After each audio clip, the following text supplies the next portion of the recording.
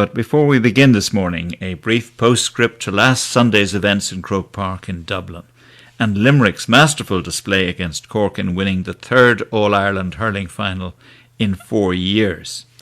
Who's this speaking from the RTE archives in 1966? A wish for the future. If you had a wish for the future in sport, what would it be? Well, I'd like to see Limerick win an All-Ireland. A man himself who won 3 All-Ireland medals with Limerick in their first golden age. Mick Mackay was the legendary star of the Limerick team, which won the hurling title in 1934, 1936 and 1940. We had a great run.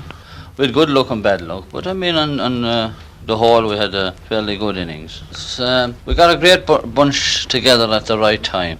They all seemed to come at the right time, and at that particular time the in all the counties in Munster and in Leinster it was of a high standard, and it wasn't easy to get out of Munster at that time. His real forte was in getting control of the ball and going for goal. A man well placed to appreciate Mick Mackay's skills, full-back Con Murphy. And he had a distinct feature to trapping the ball with the hurley, tapping it one side or the other in a kind of a deft kind of a touch that threw the opponent a little bit and gathered the ball. You'd think he was holding the ball on the hurley without hopping it, but I was a full-back and he was beyond way outside. You'd see him coming. He never did anything that was a foul or anything. People said he used to do it. I never saw him do it. He hopped it with great skill.